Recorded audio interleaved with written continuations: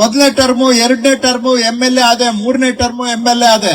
ಆ ಟೆನ್ಷನ್ಗೆ ಅರ್ಧ ನಂದು ಎಲ್ಲ ಆರೋಗ್ಯನೇ ಏರುಪೇರು ಆಗಕ್ಕೆ ಶುರುವಾಯ್ತು. ಯಾಕಂದ್ರೆ ಅಷ್ಟು ಟೆನ್ಷನ್ ಇರ್ತದೆ. ನಿಮ್ಮೇಲೆ ಹೆಂಗ್ ಟೆನ್ಷನ್, ನಮ್ಮೇಲೂ ಹಂಗೆ ಟೆನ್ಷನ್. ನನಗೆ ನಾನಂತೂ ವಿಶ್ ಮಾಡ್ಕೊಳ್ಳೋದಷ್ಟೇ, ಎಷ್ಟು ದಿನ ನಾನು ಸ್ವಂತ ಶಕ್ತಿ ಮೇಲೆ ನನ್ನ ಕೈ ಕಾಲಲ್ಲಿ ನಾನು ಬದುಕಲಿಕ್ಕೆ ಸಾಧ್ಯ ಅಷ್ಟು ಮಾತ್ರ ನನ್ಗೆ ಆಯಸ್ಸು ಬೇಕು. ನನ್ಗೆ ಅದಕ್ಕಿಂತ ಒಂದು ದಿನ ಹೆಚ್ಚಿಗೂ ಆಯಸ್ಸು ಬೇಡ.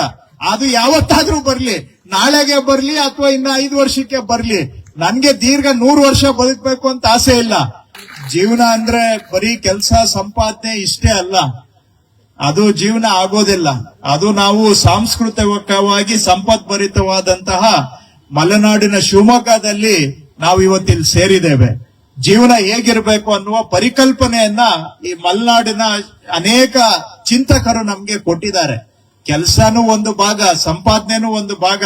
ಆದ್ರೆ ಜೀವನದಲ್ಲಿ ಸ್ವಲ್ಪ ಕಲೆ ಇರಬೇಕು, ಸಂಸ್ಕೃತಿ ಇರಬೇಕು, ಕ್ರೀಡೆ ಇರಬೇಕು, ಹವ್ಯಾಸ ಇರಬೇಕು, ಪ್ರಪಂಚವನ್ನ ತಿಳ್ಕೊಳ್ಳೋ ಆಸಕ್ತಿ ಇರಬೇಕು. ಇವೆಲ್ಲ ಇದ್ದಾಗಲೇನೆ ಜೀವನ ಅನ್ನೋದು ಅರ್ಥಪೂರ್ಣವಾಗಿ ನಡೆಸಲಿಕ್ಕೆ ಸಾಧ್ಯ.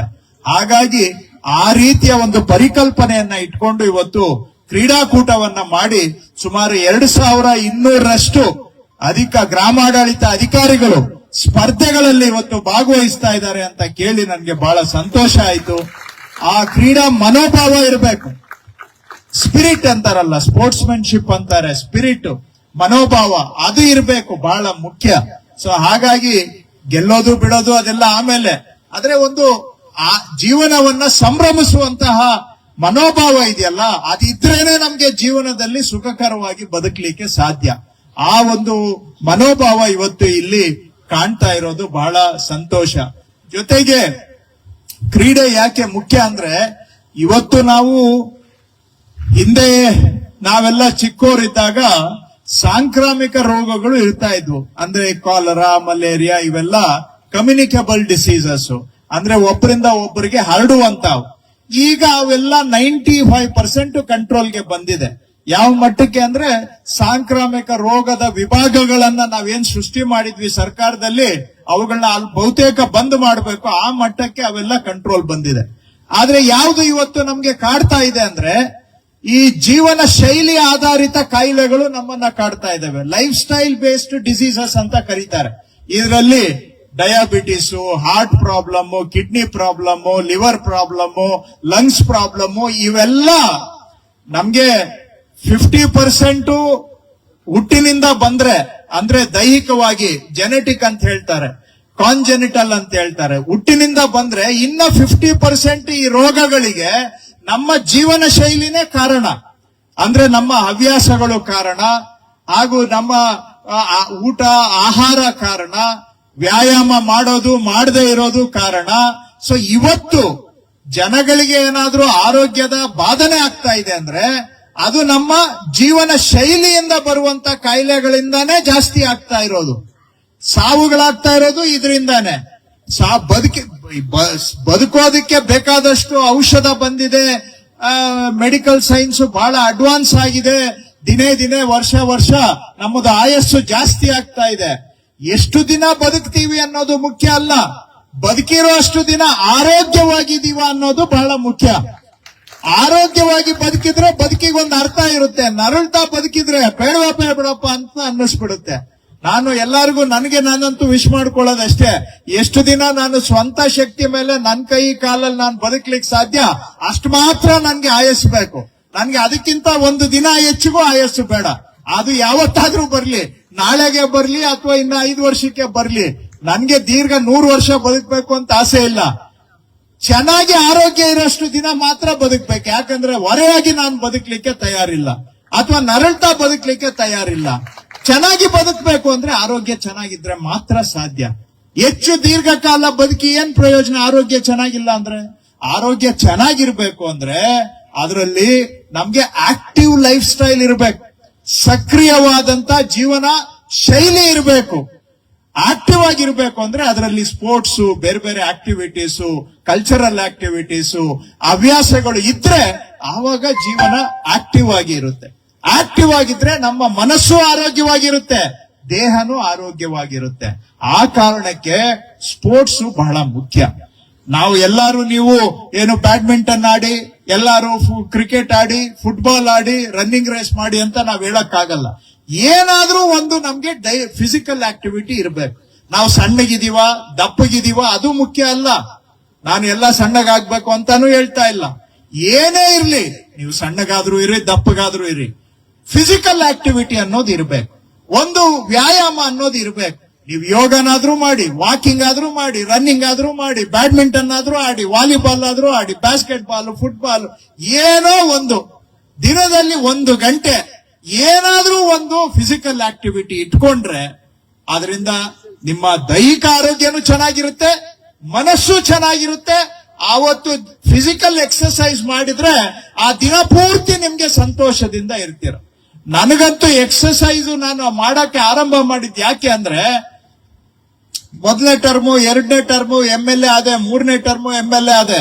ಆ ಟೆನ್ಷನ್ಗೆ ಅರ್ಧ ನಂದು ಎಲ್ಲ ಆರೋಗ್ಯನೇ ಏರುಪೇರು ಆಗಕ್ಕೆ ಶುರುವಾಯ್ತು. ಯಾಕಂದ್ರೆ ಅಷ್ಟು ಟೆನ್ಷನ್ ಇರ್ತದೆ. ನಿಮ್ಮೇಲೆ ಹೆಂಗ್ ಟೆನ್ಷನ್, ನಮ್ಮೇಲೂ ಹಂಗೆ ಟೆನ್ಷನ್ ಜನಗಳಿಂದ. ಏನು ಇದು ಅದಾಗ್ಲಿಲ್ಲ, ಇದಾಗ್ಲಿಲ್ಲ, ಯಾರೋ ಸಿಟ್ ಮಾಡ್ಕೊಂಡ್ರು, ಆ ಟೆನ್ಷನ್ ನಮ್ಗೆ ದಿನ ಬೆಳೀತಾ ಇರುತ್ತೆ. ಏನಪ್ಪ ಈ ಟೆನ್ಷನ್ ಅಲ್ಲಿ ಹೆಂಗೆ ಬದುಕೋದು ಅಂತ ಆವಾಗ ನಾನು ಸ್ವಲ್ಪ ವ್ಯಾಯಾಮ ಅಂದ್ರೆ ವಾಕಿಂಗ್ ಮಾಡಕ್ಕೆ ಶುರು ಮಾಡಿದ್ದೆ. ಅದಾದ್ಮೇಲೆ ನಾನು ಸ್ವಲ್ಪ ರೆಗ್ಯುಲರ್ ಆಗಿ ಈಗ ಎಕ್ಸರ್ಸೈಸ್ ಮಾಡ್ತೇನೆ. ನನ್ಗೆ ದಿನದ್ದು ಏನೇ ಟೆನ್ಷನ್ ಇರ್ಲಿ, ಆ ಎಕ್ಸರ್ಸೈಸ್ ಮಾಡ್ಬಿಟ್ರೆ 50% ನಂದು ಟೆನ್ಷನ್ ಕಮ್ಮಿ ಆಗ್ಬಿಡುತ್ತೆ.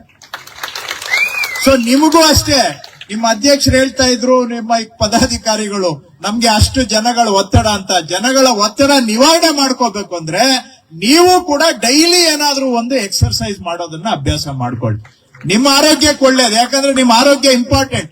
ನಿಮ್ಮ ಆರೋಗ್ಯ ನಿಮಗೂ ಇಂಪಾರ್ಟೆಂಟ್, ನಿಮ್ಮ ಫ್ಯಾಮಿಲಿಗೆ ಇಂಪಾರ್ಟೆಂಟ್. ನಿಮ್ಗಿಂತ ಹೆಚ್ಚು ನಿಮ್ಮ ಆರೋಗ್ಯ ನಮಗೂ ಇಂಪಾರ್ಟೆಂಟ್. ನೀವು ಚೆನ್ನಾಗಿದ್ರೇನೆ ನಾವು ಏನನ್ನ ಚೆನ್ನಾಗಿರೋಕೆ, ನಮ್ಮ ಈ ಸರ್ಕಾರ ಚೆನ್ನಾಗಿರ್ಲಿಕ್ಕೆ ಸಾಧ್ಯ. ಹಾಗಾಗಿ ನಿಮಗೆ ಆರೋಗ್ಯ ಚೆನ್ನಾಗಿರಬೇಕು.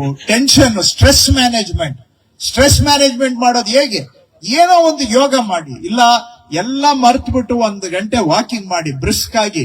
ಮನ್ಸೊಳಗಡೆ ಇರೋ ಟೆನ್ಷನ್ ಎಲ್ಲ ಬೆವರು ಇಳಿದ್ರೆ, ಬೆವರು ಹೆಂಗೆ ಒಂದೊಂದು ಹನಿ ಇಳಿಯುತ್ತೆ, ಹಂಗೆ ನಿಮ್ ತಲೆ ಒಳಗಿರೋ ಟೆನ್ಷನ್ ಎಲ್ಲ ಹಿಡಿದು ಬಾರಿಯಿಂದ ಹೊರಗಡೆ ಹೊಟ್ಟೋಗ್ಬಿಡ್ಬೇಕು. ಆ ರೀತಿ ಎಕ್ಸರ್ಸೈಸ್ ಮಾಡಿದ್ರೆ ಖಂಡಿತ ನಿಮ್ಗೂ ಒಳ್ಳೇದಾಗುತ್ತೆ. ಅದನ್ನ ಎನ್ಕರೇಜ್ ಮಾಡೋದಕ್ಕೆ ಈ ಸ್ಪೋರ್ಟ್ಸ್ ಮೀಟು ಕೂಡ ಒಂದು ಅವಕಾಶ ಅಂತ ನಾನು ಭಾವಿಸ್ಕೊಂಡಿದ್ದೆ. ಇಂಥ ಸ್ಪೋರ್ಟ್ಸ್ ಮೀಟ್ ಮಾಡೋದ್ರಿಂದ ನಾನು ನನ್ನ ಕಾನ್ಸ್ಟಿಟ್ಯೂನ್ಸಿಯಲ್ಲಿ ಮಾಡ್ತೇನೆ ಇದನ್ನ. ನನ್ಗೆ ಎಷ್ಟೋ ಜನ ರೆಸಿಡೆಂಟ್ಸ್ ಬಂದು ಹೇಳಿದ್ರು, ನೀವು ವರ್ಷ ನಮ್ಗೆ ಸ್ಪೋರ್ಟ್ಸ್ ಮೀಟ್ ಮಾಡ್ತೀರಾ, ಹಂಗಾಗಿ ನೀವು ಮಾಡ್ತೀರಾ ಅನ್ನೋ ಕಾರಣಕ್ಕೆ ಈಗ ನಾವು ಡೈಲಿ ಈಗ ಸ್ಪೋರ್ಟ್ಸ್ ಅನ್ನ ಪ್ರಾಕ್ಟೀಸ್ ಮಾಡ್ತಾ ಇದ್ದೀವಿ ಅಂತ. ನನ್ಗೆ ಖುಷಿ ಆಯ್ತು ಅದನ್ನ ಕೇಳಿ. ನಾವು ಕಾಂಪಿಟೇಷನ್ ಮಾಡ್ತೀವಿ ಅಂತ ಅಟ್ಲೀಸ್ಟ್ ಇವರು ಡೈಲಿ ಸ್ಪೋರ್ಟ್ಸ್ ಆಡಕ್ಕೆ, ಅದರಿಂದ ಅವ್ರಿಗೆ ಹೊಸ ಫ್ರೆಂಡ್ಸ್ ಆಗಿದ್ದಾರೆ, ಅವ್ರ ಆರೋಗ್ಯ ಇಂಪ್ರೂವ್ ಆಗಿದೆ. ಅವ್ರು ಹೇಳಿದ್ರು ನನ್ಗೆ ಬಂದು, ಸರ್ ಡೈಲಿ ಇವಾಗ ಪ್ರಾಕ್ಟೀಸ್ ಮಾಡೋದ್ರಿಂದ ಎಷ್ಟೋ ಜನ ನನ್ಗೆ ಫ್ರೆಂಡ್ಸ್ ಆದ್ರು, ನನ್ನ ಫ್ರೆಂಡ್ ಸರ್ಕಲ್ ಜಾಸ್ತಿ ಆಗಿದೆ, ಅವರೆಲ್ಲ ಫ್ಯಾಮಿಲೀಸ್ ನಾವು ಮೀಟ್ ಮಾಡ್ತೀವಿ, ಅದರಿಂದ ನಮ್ ಸೋಷಿಯಲ್ ಲೈಫು ಇಂಪ್ರೂವ್ ಆಗಿದೆ ಅಂತ ಹೇಳಿದ್ರು. ಸೊ ಹಂಗೆ ಕ್ವಾಲಿಟಿ ಆಫ್ ಲೈಫ್ ಬರ್ಬೇಕು ಅಂದ್ರೆ ಬರೀ ದುಡ್ಡಲ್ಲಿ ಕ್ವಾಲಿಟಿ ಆಫ್ ಲೈಫ್ ಬರೋದಿಲ್ಲ, ತಿಳ್ಕೊಳ್ಳಿ. ಇವತ್ತು ನಮ್ ದೇಶದಲ್ಲಿ ಬರೀ ದುಡ್ಡೇ ದೊಡ್ಡಪ್ಪ ಅಂತ ಅದ್ರ ಹಿಂದ್ಗಡೆ ಓಡ್ತಾ ಇದೀವಿ. ನಾವು ಮುಂದಕ್ಕೆ ಓಡ್ತಾ ಇದ್ರೆ ನಮ್ಮ ಜೀವನ ಗುಣಮಟ್ಟ ಹಿಂದಕ್ಕೆ ಓಡ್ತಾ ಇದೆ. ಯಾಕೆಂದ್ರೆ ದುಡ್ಡು ಬೇಕು, ಬದುಕಿಗೆ ಆರ್ಥಿಕ ಒಂದು ದೃಢತೆ ಬೇಕು, ಸದೃಢತೆ. ಆದ್ರೆ ದುಡ್ಡಿಂದಾನೇ ಸಂತೋಷ ಸಿಗೋದಿಲ್ಲ. ಜೀವನದಲ್ಲಿ ಸಾರ್ಥಕತೆ ಬೇಕಂದ್ರೆ ನಮ್ಮ ಕೆಲಸದಲ್ಲಿ ಸಾರ್ಥಕತೆ, ಜೀವನ ಗುಣಮಟ್ಟ, ಕ್ವಾಲಿಟಿ ಆಫ್ ಲೈಫ್ ಇಂದ ನಾವು ಸಾರ್ಥಕತೆಯನ್ನ ಕಂಡುಕೊಳ್ಬೇಕು. ಅದಕ್ಕೆ ಸ್ಪೋರ್ಟ್ಸ್ ಮುಖ್ಯ, ಆರ್ಟ್ಸ್ ಮುಖ್ಯ. ಅಂದ್ರೆ ಏನಾದ್ರೂ ಒಂದು ಹವ್ಯಾಸ ಇರ್ಬೇಕು, ಒಳ್ಳೆ ಹವ್ಯಾಸ ಅಂತ ಹೇಳ್ಬಿಟ್ಟು ಸಿಗರೆಟ್ ಸೇದೋದು ಹವ್ಯಾಸನೇ, ಅದಲ್ಲ ನಾನು ಹೇಳ್ತಾ ಇರೋದು. ಸಾಯಂಕಾಲ ಬೇರೆ ಒಂದು ಏನು ಮಾಡೋದು ಅದು ಹವ್ಯಾಸನೇ, ಅವಲ್ಲ ನಾನು ಹೇಳ್ತಾ ಇರೋದು. ಒಳ್ಳೆ ಹವ್ಯಾಸ ಇರ್ಬೇಕು. ಅವು ಇಡೋರು ನಾನು ಬೇಡ ಅಂತ ಹೇಳಿದ್ರೆ ನೀವು ಕೇಳ್ತೀರಾ? ಆದ್ರೆ ಒಳ್ಳೆ ಹವ್ಯಾಸಗಳು ಇರ್ಬೇಕು. ಅಂತ ಒಳ್ಳೆ ಹವ್ಯಾಸಗಳು ನಿಮ್ಮಲ್ಲಿ ಒಂದು ಅಭ್ಯಾಸ ಆಗ್ಬೇಕಾದ್ರೆ ಈ ತರಹ ಒಂದು ಎಲ್ಲಾರು ಒಂದ್ ಕಡೆ ಸೇರಿ ಒಂದು ಕುಟುಂಬದ ಸದಸ್ಯರು ತರ ಎಲ್ಲರಿಗೂ ಒಂದು ಮೋಟಿವೇಶನ್ ಆಗೋ ತರ ಈ ಸ್ಪೋರ್ಟ್ಸ್ ಮೀಟ್ ಮಾಡಿ ನಿಮ್ಮಲ್ಲೂ ಒಂದು ಬಾಂಧವ್ಯ ಬೆಳೆಯುತ್ತೆ, ನಿಮ್ಮಲ್ಲೂ ಒಂದು ಫ್ರೆಂಡ್ಶಿಪ್ ಬೆಳೆಯುತ್ತೆ. ಯಾರೋ ಯಾವ್ದೋ ಜಿಲ್ಲೆಯಲ್ಲಿ ಗುಲ್ಬರ್ಗ ಅಲ್ಲಿರೋರ್ಗೂ ಕೂಡ ಇಲ್ಲಿರೋರು ಶಿವಮೊಗ್ಗದವ್ರದ್ದು ಸಂಪರ್ಕ ಆಗುತ್ತೆ, ಚಾಮರಾಜನಗರದವ್ರಿಗೆ ಬೀದರ್ದವ್ರದ್ದು ಸಂಪರ್ಕ ಆಗುತ್ತೆ. ಅದರಿಂದ ಎಷ್ಟೋ ಒಂದು ರಿಲೇಶನ್ಶಿಪ್ ಬೆಳೆಯುತ್ತೆ. ಜೀವನಕ್ಕೆ ಶಕ್ತಿ ಈ ಸಂಬಂಧಗಳಿದೆಯಲ್ಲ, ಅದೇ ನಮ್ಮ ಭಾರತ ದೇಶದಲ್ಲಿ ನಮ್ಮ ಜೀವನಕ್ಕೆ ಶಕ್ತಿ ಏನಂದ್ರೆ ಈ ಸಂಬಂಧಗಳು, ಒಬ್ಬರೊಬ್ಬರಿಗೆ ಮನುಷ್ಯರಿಗೆ ಇರ್ತಕ್ಕಂಥ ಫ್ರೆಂಡ್ಶಿಪ್ಸ್, ರಿಲೇಶನ್ಶಿಪ್. ಆ ತರ ಇವತ್ತು ಬಹುಶಃ ಯಾವತ್ತು ಭೇಟಿ ಆಗದೆ ಇರೋರು ಇವತ್ತು ಇಲ್ಲಿ ಭೇಟಿ ಆಗ್ತಾ ಇದ್ದೀರಾ. 2 ದಿನ ಇಲ್ಲೇ ಕಳೆಯುವಂತ ಎಲ್ಲಾರು ಕಾಂಪಿಟೇಷನ್ ಮುಖಾಂತರ. ಸೊ ಇದರಿಂದ ನಿಮ್ಮ ಫ್ರೆಂಡ್ಶಿಪ್ ಬೆಳೆಯಲಿ, ಅದರಿಂದ ನಿಮ್ಮ ಜೀವನ ಗುಣಮಟ್ಟನು ಸುಧಾರಣೆ ಆಗ್ಲಿ ಅಂತ ನಾನು ಆಶಿಸ್ತೇನೆ. ಈ ಕ್ರೀಡಾಕೂಟ ಯಶಸ್ವಿಯಾಗಿ ಆಗಲಿ ಅಂತಾನು ಕೂಡ ನಾನು ಆಶಿಸ್ತೇನೆ. ಈಗ ನಮ್ಮ ಇಲಾಖೆಯಲ್ಲಿ ನಾವು ಕಳೆದ 3 ವರ್ಷಗಳಿಂದ ಸಾಕಷ್ಟು ಬದಲಾವಣೆಗಳನ್ನ, ಜನಪರ ಬದಲಾವಣೆಗಳು, ನಾನು ಎಲ್ಲಾರ್ಗೂ ಇದೇ ಕೇಳ್ತೇನೆ, ಯಾವತ್ತಾದ್ರೂ ನಾನು ಯಾರನ್ನಾದ್ರೂ ನನ್ನ ಬೇಕಾಗಿರೋರ್ದು ಒಂದು ಕೆಲಸಕ್ಕೆ ನಾನು ಯಾವತ್ತೂ ಯಾರಿಗೂ ಫೋನು ಮಾಡಿಲ್ಲ, ಯಾರಿಗೂ ಹೇಳೂ ಇಲ್ಲ. ನಾನು ನಮ್ಮ ಇಲಾಖೆಯ ಸಿಬ್ಬಂದಿಯಿಂದ ಕೇಳೋದು ಸಾರ್ವಜನಿಕರ ಕೆಲಸ ಅಷ್ಟೇ. ಯಾಕೆಂದ್ರೆ ನಾನು 100 ಬಾರಿ ಹೇಳಿದ್ದೇನೆ, ನನ್ನನ್ನ ಈ ವೇದಿಕೆ ಮೇಲೆ ಕೂರಿಸಿರೋದು, ನಿಮಗೆ ಸರ್ಕಾರದಲ್ಲಿ ಸೇವೆ ಮಾಡೋದಕ್ಕೆ ಅವಕಾಶ ಮಾಡಿಕೊಟ್ಟಿರೋದು ನಮ್ಮ ಜನ. ಅವ್ರಿಗೆ ಕೆಲಸ ಮಾಡೋದಕ್ಕೆ ನಾವು ಇಲ್ಲಿ ಇರ್ತಕ್ಕಂಥದ್ದು. ನಮ್ಮನ್ನ ಇಲ್ಲಿ ಕೂರಿಸಿರೋರು ಅವರ ಕೃಪೆಯಿಂದ ನಾವಿಲ್ಲಿ ಕೂತಿದ್ದೇವೆ. ನನ್ನನ್ನ ಶಾಸಕ ಮಾಡಿರೋದು ಜನ, ನಮ್ಮ ಸರ್ಕಾರ ತಗೊಂಡ್ ಬಂದಿರೋದು ಜನ. ಸರ್ಕಾರ ಬಂದಿದ್ರಿಂದ ಇವತ್ತು ನಾನು ಇಲಾಖೆಯಲ್ಲಿ ಕೆಲಸ ಮಾಡೋದಕ್ಕೆ ಅವಕಾಶ ಮಾಡಿಕೊಟ್ಟಿದ್ದಾರೆ. ನಿಮಗೂ ಅಷ್ಟೇ, ಸರ್ಕಾರದಲ್ಲಿ ನಾವು ಹುದ್ದೆ ಯಾರಿಗಾಗಿ ಕ್ರಿಯೇಟ್ ಮಾಡಿದ್ದೇವೆ? ಜನಗಳಿಗಾಗಿ. ಆ ಹುದ್ದೆ ನಿಮ್ಗೆ ಕೊಡುವಂತ ಸಂಬಳ, ಭತ್ಯ ಎಲ್ಲಿಂದ ಬರುತ್ತೆ? ಜನ ಕಟ್ಟೋ ತೆರಿಗೆ ದುಡ್ಡಲ್ಲಿ. ನೀವು ಇರೋದು ಜನಗಳಿಗಾಗಿ.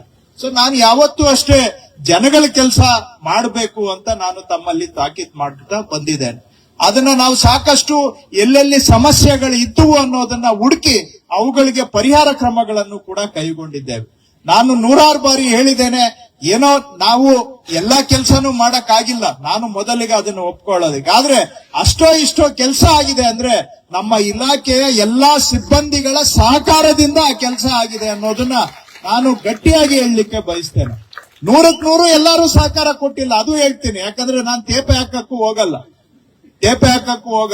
ನಾವ್ ಹೇಳಿದ್ದನ್ನ ಎಲ್ಲಾರು ಮಾಡ್ತಾ ಇದ್ದಾರೆ, ಎಲ್ಲಾರು 100ಕ್ಕೆ 100 ಪರ್ಫೆಕ್ಟ್ ಇಲ್ಲ. ಕೈ ಹೆಂಗೆ 5 ಬೆರಳು ಸಮಾನ ಇಲ್ವೋ ಹಂಗೆ ನಮ್ಮಲ್ಲಿ ಒಳ್ಳೆಯವರು ಇದ್ದಾರೆ, ಸಾಧಾರಣರು ಇದ್ದಾರೆ, ಕೆಟ್ಟವರು ಇದ್ದಾರೆ. ಈಗ ನಾನು ಕೆಟ್ಟವ್ರನ್ನೇ ಬರೀ ಮಾತಾಡ್ಕೊಂಡು ಕೂತ್ಕೊಂಡ್ರೆ ಆಗುತ್ತಾ? ನನ್ಗೆ ಯಾರೋ ಒಳ್ಳೆಯವ್ರನ್ನ ಹಿಡ್ಕೊಂಡು ಒಂದಷ್ಟು ಕೆಲಸ ಜನಗಳ ಪರವಾಗಿ ಮಾಡ್ಬೇಕು. ಯಾಕಂದ್ರೆ ನನ್ ಮನೆ ಕೆಲಸ ಅಲ್ಲ, ನನ್ ಸ್ವಂತ ಕೆಲಸ ಅಲ್ಲ, ರಾಜ್ಯದ ಜನಗಳ ಕೆಲಸ ಮಾಡ್ಬೇಕು ನಾವು. ಹಾಗಾಗಿ ಒಟ್ಟಾರೆ ನಾವು ಎಲ್ಲಾನು ಸಮಗ್ರವಾಗಿ ಮಾತಾಡೋದಾದ್ರೆ ಅದು ವಿಲೇಜ್ ಅಕೌಂಟೆಂಟ್ಸ್ ಇಂದ ಶುರುವಾಗಿ, ಗ್ರಾಮ ಸೇವಕರಿಂದ ಶುರುವಾಗಿ, ನಮ್ಮ ಅದು ತಹಶೀಲ್ದಾರ್ಸ್ ಆಗ್ಲಿ, ಸರ್ವೆ ಡಿಪಾರ್ಟ್ಮೆಂಟ್, AC ಎಲ್ಲಾ ಸಿಬ್ಬಂದಿಗಳ ಹಿಡಿದು ನಮ್ಮ ACS ವರೆಗೆ ನಾವೆಲ್ಲರೂ ಒಂದು ಟೀಮ್ ಆಗಿ ಕೆಲಸ ಮಾಡಿದ್ರಿಂದ ಏನೋ ಒಂದಷ್ಟು ಕೆಲಸ ಮಾಡ್ಲಿಕ್ಕೆ, ಜನಕ್ಕೆ ಅನುಕೂಲ ಮಾಡ್ಲಿಕ್ಕೆ ಸಾಧ್ಯ ಆಗಿದೆ. ಅದರಲ್ಲೂ ಕೂಡ ಬಹಳ ಕೆಲಸಗಳು ಆಗ್ಬೇಕಾದ್ರೆ ಈಗ ನಾವು 1 to 5 ಮಾಡಿದ್ವಿ, ಲಕ್ಷಾಂತರ ಜನಗಳದ್ದು ನಾವು 1 to 5 ಮಾಡಿದ್ದೇವೆ. ಹಿಂದೆ ಎಲ್ಲ ನಾನು ಲೆಕ್ಕ ಕೊಟ್ಟಿದ್ದೇನೆ ನಿಮ್ಗೆಲ್ಲರಿಗೂ ಕೂಡ. 5 ವರ್ಷ ತಗೊಂಡ್ರೆ ಏನು 8,500 1 to 5 ಆಗಿದ್ವು. 8,500 ಪ್ರಕರಣ 1 to 5 ಆಗಿದ್ವು. ಅಂತದ್ ಇವತ್ತು ಲಕ್ಷಾಂತರ 1 to 5 ಮಾಡಿದ್ದೇವೆ. 1.5 ವರ್ಷದಲ್ಲಿ ಲಕ್ಷಾಂತರ ಮಾಡಿದ್ದೇವೆ. ಇದನ್ನೆಲ್ಲ ಹಿಂದೆ ಎಲ್ಲ ಇದು ಮಾಡಕ್ಕೆ ಆಗೋದಿಲ್ಲ ಅಂತ ಅಸೆಂಬ್ಲಿಯಲ್ಲಿ ಮಾನ್ಯ ವಿರೋಧ ಪಕ್ಷದ ನಾಯಕರು ಹೇಳಿದ್ರು. ಸಾಧ್ಯನೇ ಇಲ್ಲ, ನೀವು ಮಾಡೋದಕ್ಕೆ ಆಗೋದೇ ಇಲ್ಲ ಅಂತ ಹೇಳಿದ್ರು. ನಾನು ಹೇಳ್ದೆ, ಆಯ್ತು ಸ್ವಾಮಿ, ನೋಡೋಣ, ಸಾಧ್ಯ ಇಲ್ಲ ಇರಬಹುದು, ಆದ್ರೆ ನಂದು ಒಂದು ಪ್ರಯತ್ನ ಮಾಡ್ಬೇಕಲ್ಲ. ನಾನು ಸುಮ್ನೆ ಖಾಲಿ ಕುರ್ಚಿಯಲ್ಲಿ ಕೂತ್ಕೊಳ್ಳಕ್ಕಾಗತ್ತಾ? ನೋಡೋಣ ಅಂತ ಹೇಳಿದೆ. ಇವತ್ತು ಲಕ್ಷಾಂತರ ಜನಗಳಿಗೆ 1 to 5 ಮಾಡಿ ಅವ್ರಿಗೆ ಪೋಡಿ ಮಾಡಿಕೊಡ್ತಾ ಇದ್ದೇವೆ. ಯಾರು ಮಾಡಿದ್ದು 1 to 5? ನಾನ್ ಮಾಡಿದ್ನಾ? ನೀವು ಮಾಡಿದ್ದು 1 to 5. 1 to 5 ಫೈಲ್ ಬಿಲ್ಡಪ್ ಮಾಡಿದ್ದು. ಹಾಗೆ ನಾನು ಹಿಂದೆ ಕೃಷಿ ಮಂತ್ರಿ ಇದ್ದಾಗಲೇ ಹೇಳಿದ್ದೆ, ನಮ್ಮ RTCಯಲ್ಲಿ ಆಧಾರ್ ಅನ್ನ ಸೀಡಿಂಗ್ ಮಾಡಬೇಕು ಅಂತ. ಆವತ್ತು ನಮ್ಮ ಅಧಿಕಾರಿಗಳು ಬಹಳ ಒಳ್ಳೆ ಅಧಿಕಾರಿಗಳೇ, ಎಲ್ಲನ ಉಂಟಾ ಸರ್, ಮಾಡಕ್ ಬಿಡ್ತೀರಾ ನೀವು? ಅಂದ್ರೆ ನೀವು ಪೊಲಿಟಿಕಲ್ ಸಿಸ್ಟಮ್ ಅವರು ಆಧಾರ್ ಸೀಡಿಂಗ್ ಮಾಡಕ್ ಬಿಡ್ತೀರಾ ಸರ್? ಇದು ಯಾರ್ದು ಎಲ್ಲೆಲ್ಲಿ ಆಸ್ತಿ ಇದೆಯೋ ಎಲ್ಲ ಗೊತ್ತಾಗ್ಬಿಡುತ್ತೆ ಅಂತ ನೀವು ಇದು ಮಾಡಕ್ಕೆ. ನಿಮ್ದೇ ಅಲ್ಲ, ನಮ್ಮ ಅಧಿಕಾರಿಗಳದ್ದು ಇದೆ. ಸೊ ಅಧಿಕಾರಿಗಳು ಬಿಡಲ್ಲ, ರಾಜಕಾರಣಿಗಳು ಬಿಡಲ್ಲ ಆಧಾರ್ಗೆ, ಏನು RTCಗೆ ಆಧಾರ್ ಸೀಡಿಂಗ್ ಅಂತ. ಆಮೇಲೆ ನಾನು ನಿಮ್ಮನ್ನೆಲ್ಲ ಮಾತಾಡಿ ಹೇಳಿದೆ ಆಧಾರ್ ಸೀಡಿಂಗ್ ಮಾಡೋಣ ಅಂತ. ಇವತ್ತು 85% RTCಗಳಲ್ಲಿ ಆಧಾರ್ ಸೀಡಿಂಗ್ ಆಗಿದೆ. ಗ್ರಾಮ ಸೇವಕರು ನೀವು ಮನಸ್ಸು ಮಾಡದೆ ಹೋಗಿದ್ರೆ ಆಗ್ತಾ ಇತ್ತಾ? ಎಲ್ಲರೂ ಮಾಡಿಲ್ಲ. ಅದರಲ್ಲೂ ತಪ್ಪು ಮಾರ್ಕಿಂಗ್ ಮಾಡಿದ್ದಾರೆ, ನ್ಯೂನತೆಗಳಿದಾವೆ, ಎಲ್ಲ ಇದೆ, ನಾನು ಒಪ್ಕೊಳ್ತೀನಿ. ಆದ್ರೂ ಕೂಡ ಮೇಜರ್ ಆಗಿ ಒಂದು ಕೆಲಸ ಆಗಿದೆ. EKYC ಮುಖಾಂತರ ಮಾಡಿದ್ದೇವೆ. ಕೆಲವು ರಾಜ್ಯದಲ್ಲಿ ಬರೀ ಆಧಾರ್ ನಂಬರ್ ಕೂರ್ಸವ್ರು ಅಷ್ಟೇ. ಆದ್ರೆ EKYC ಮಾಡಿ ಆಧಾರ್ ಸೀಡಿಂಗ್ ಮಾಡಿದ್ದು ಕರ್ನಾಟಕನೇ. ಇದನ್ನ ಮಾಡಬಹುದು ಅಂತ ನಾವು ತೋರಿಸ್ಕೊಟ್ಟಿದ್ದೇವೆ ನಿಮ್ಮೆಲ್ಲರ ಸಹಕಾರದಿಂದ. ಕಂದಾಯ ಇಲಾಖೆ ಖಂಡಿತ ಬದಲಾವಣೆಯ ಪ್ರಯತ್ನ ಅಂತೂ ನಾವು ಮಾಡ್ತಾ ಇದ್ದೇವೆ. ಜನಗಳಿಗೆ ಒಂದಷ್ಟು ಕೆಲಸ ಮಾಡಿಕೊಡೋ ಒಂದು ಪ್ರಯತ್ನ ಅಂತೂ ನಾವು ಮಾಡ್ತಾ ಇದ್ದೇವೆ. ಆಗ್ಲೇ ಹೇಳ್ದಂಗೆ ಎಷ್ಟು ಮಾಡಿದ್ರು ಇನ್ನೂ ಮಾಡೋದು ತುಂಬಾ ಇರುತ್ತೆ. ಆದ್ರೆ ಇದರಲ್ಲಿ ಏನಾದ್ರೂ ನಾವು ಇನ್ನೊಂದಷ್ಟು ಸಾಧನೆ ಮಾಡ್ಬೇಕಾದ್ರೆ ನಿಮ್ಮೆಲ್ಲರ ಸಹಕಾರ ಇದ್ರೆ ಮಾತ್ರ ಅದನ್ನ ಮಾಡ್ಲಿಕ್ಕೆ ಸಾಧ್ಯ. ಸಹಕಾರ ಸುಮಾರು ಜನ ಮಾಡ್ತಾ ಇದ್ದಾರೆ, ಕೆಲವರು ಮಾಡದೇ ಇರೋರು ಇದ್ದಾರೆ. ಕೆಲವ್ರಿಗೆ ಅಭ್ಯಾಸ ಅಷ್ಟು ಗಿಡವಾಗಿ ಬಗ್ಗದ್ದು ಮರವಾಗಿ ಬಗ್ಗೀತೆ ಅನ್ನುವಂತ ಮಾತು ಇದೆ. ಸೊ ಕೆಲವರು ಬದಲಾವಣೆ ಆಗ್ತಾರೆ, ಕೆಲವರು ಬದಲಾವಣೆ ಆಗದೆ ಇರೋರು ಕೂಡ ಇರ್ತಾರೆ. ಆದ್ರೆ ಏನೋ ಒಂದು ನಿಮ್ಮೆಲ್ಲರ ಒಟ್ಟು ಸಮಗ್ರ ಸಹಕಾರ ಇದರಲ್ಲಿ ಬಹಳ ಮುಖ್ಯ. ಹಾಗೇನೆ ಈಗ ಲಾಸ್ಟ್ ಇಯರ್ ವೇಕೆನ್ಸೀಸ್ ತುಂಬಾ ಇತ್ತು ಅಂತ ಕಂಪ್ಲೇಂಟ್ ಬಂದಾಗ 1,000 village accountant at A time recruitment ಮಾಡಿದ್ವಿ. 1,000 ವಿಲೇಜ್ ಅಕೌಂಟೆಂಟ್ ಅಪಾಯಿಂಟ್ ಮಾಡಿದ್ವಿ. 5,60,000 ಅರ್ಜಿ ಬಂತು. 5,60,000 ಅರ್ಜಿ 1,000 ಪೋಸ್ಟ್ಗೆ. ಯಾರಾದ್ರೂ ಒಬ್ಬರು ರಾಜ್ಯದಲ್ಲಿ ಏನಾದ್ರೂ ಒಂದು ಕಂಪ್ಲೇಂಟ್ ಹೇಳಿದ್ದಾರೆ. 5,60,000 ಜನ 1,000 ಪೋಸ್ಟ್ ಕಾಂಪಿಟೇಷನ್ ಆಯ್ತು. ಆದ್ರೆ ಒಬ್ಬರದು ಒಂದು ಕಂಪ್ಲೇಂಟ್ ಇಲ್ಲ ಎಲ್ಲೂ ಕೂಡ. ಬಂದು ಕೇಳಿದೀರಾ ನೀವು? ಇಲ್ಲಾದ್ರೂ ಯಾರಾದ್ರೂ ಕೇಳಿದೀರಾ? 1,000 ಜನ ವಿಲೇಜ್ ಅಕೌಂಟೆಂಟ್ ಅಪಾಯಿಂಟ್ಮೆಂಟ್ ಮಾಡಿದ್ವಿ. ಯಾರಾದ್ರೂ ಒಬ್ಬರ ಮನೆ ಬಾಗಿಲ್ಗೆ ಹೋಗಿ ಯಾರಾದ್ರೂ ಸಲಾ ಮಾಡ್ತಿದ್ದೀರಾ ನನ್ಗೆ ಕೆಲಸ ಕೊಡಿಸಿ ಅಂತ? ಯಾರಾದ್ರೂ ಹೊಸದಾಗಿ ರಿಕ್ರೂಟ್ಮೆಂಟ್ ಆದವ್ರು ಇದ್ರೆ ಕೈ ಎತ್ತಿ. ಸ್ವಲ್ಪ ಹೊಸದಾಗಿ ಆದವರು ಒಂದಷ್ಟು ಜನ ಇದ್ದೀರಾ. ಯಾರಿಗಾದ್ರೂ ಒಬ್ಬರ ಮನೆ ಬಾಗಿಲ್ಗೆ ಹೋಗಿ ಸಲಾ ಮಾಡ್ತಿದ್ದೀರಾ ನಿಮ್ ಕೆಲ್ಸಕ್ಕೆ? ಒಬ್ಬರಿಗೆ ₹1 ಕೊಟ್ಟಿದ್ದೀವಿ, 1 ಪೈಸಾ ಯಾರಿಗಾದ್ರೂ ನಿಮ್ಗೆ ಖರ್ಚು ಮಾಡ್ಬೇಕಾಗ್ಬಂತೆ ಇದ್ರೆ ಹೇಳಿ, ಪರವಾಗಿಲ್ಲ, ನಿಮ್ಗೆ ಸ್ವಾತಂತ್ರ್ಯ ಇದೆ. ಸುಮ್ನೆ ನನ್ ಮುಖಸ್ತುತಿಗೆ ಅಥವಾ ನಿಮ್ ಬಾಯಲ್ಲಿ ತುರುಕ್ಸಿ ಮಾತಾಡ್ತಾ ಇದ್ದೀನಿ ಅಂತ ಹೇಳ್ಬೇಡಿ. ಏನಾದ್ರೂ ಒಂದು ಅಕ್ರಮದ ದೂರು ಎಲ್ಲಾದ್ರೂ ಕೇಳ್ಪಟ್ಟಿದ್ದೀರಾ? ₹1 ಯಾರಿಗಾದ್ರೂ ಕೊಡುವಂತ ಅವಶ್ಯಕತೆ ಬಂತ? 5,60,000 ಜನ ಅರ್ಜಿ ಹಾಕಿದ್ರು.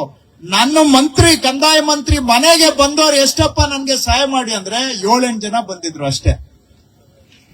ಯಾಕಂದ್ರೆ ಪಾರದರ್ಶಕವಾಗಿ ಮಾಡಿದ ವ್ಯವಸ್ಥೆ ಮೇಲೆ ಜನ ನಂಬಿಕೆ ಇಟ್ಟಾಗ ಕಂದಾಯ ಮಂತ್ರಿಗೂ ಬಂದು ಕೇಳಲಿಲ್ಲ.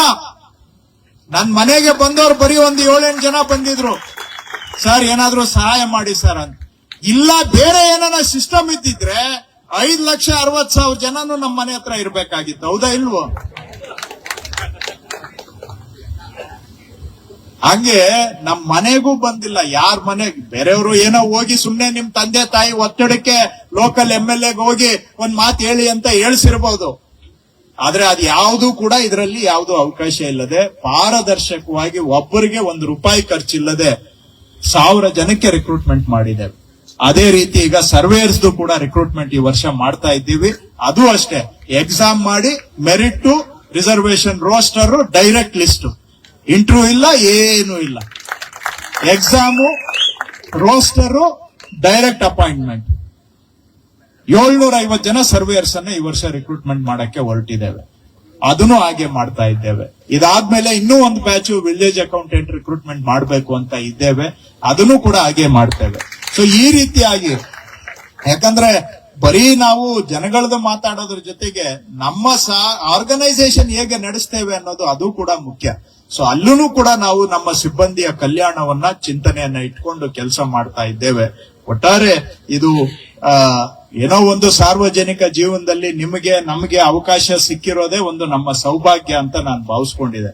ಅದನ್ನ ನಮ್ಮ ಕೈಲಾದಷ್ಟು ಮಟ್ಟಿಗೆ ಆ ಜನಗಳ ಋಣ ತೀರಿಸುವಂತ ಪ್ರಯತ್ನ ನಾವೆಲ್ಲರೂ ಕೂಡ ಮಾಡೋಣ ಅಂತ ಹೇಳಿ, ಬಹಳ ಬಿಸಿಲು ಬಹಳ ಇದೆ, ಬಹಳ ಸಮಯ ನಾನು ತಗೊಂಡಿದ್ದೇನೆ ಮಾತಾಡ್ತಾ ಹಾಗೂ ಇನ್ನು ನಿಮ್ದು ಕ್ರೀಡಾಕೂಟ ಆರಂಭನೇ ಆಗಿಲ್ಲ. ಬರೀ ಭಾಷಣದಲ್ಲೇ ಮುಗಿಸುವಂತಹದ್ದು ಆಗ್ಬಾರ್ದು.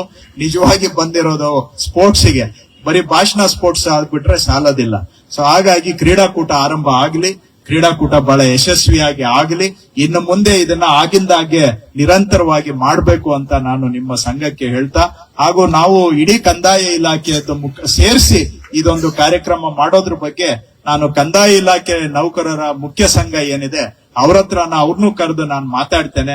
ಆದ್ರೆ ಇಡೀ ಎಲ್ಲಾರು ಸೇರಿ ನಾವು ಮಾಡುವಂತಹದ್ದು ಸ್ಪೋರ್ಟ್ಸ್ ಮತ್ತೆ ಕಲ್ಚರಲ್ ಪ್ರೋಗ್ರಾಮ್ಸ್. ನಾನು ಹೇಳಿದ್ದು 2 ಸೇರಿ ಮಾಡಬೇಕು ಅಂತ.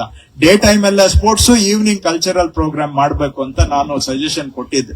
ಇವ್ರು ಅಟ್ಲೀಸ್ಟ್ ಸ್ಪೋರ್ಟ್ಸ್ ಆದ್ರೂ ಮಾಡಿದ್ದಾರೆ, ಸಂತೋಷ. ನೆಕ್ಸ್ಟ್ ಮಾಡುವಾಗ ಸ್ಪೋರ್ಟ್ಸ್, ಕಲ್ಚರಲ್ ಆಕ್ಟಿವಿಟೀಸ್ ಎಲ್ಲ ಸೇರಿಸಿ ಮಾಡುವಂತ ಕೆಲಸ ಮಾಡೋಣ ಅಂತ ಹೇಳಿ ತಮ್ಗೆಲ್ಲರಿಗೂ ಧನ್ಯವಾದ, ತಮ್ಗೆಲ್ಲರಿಗೂ ನನ್ನ ಶುಭಾಶಯಗಳು.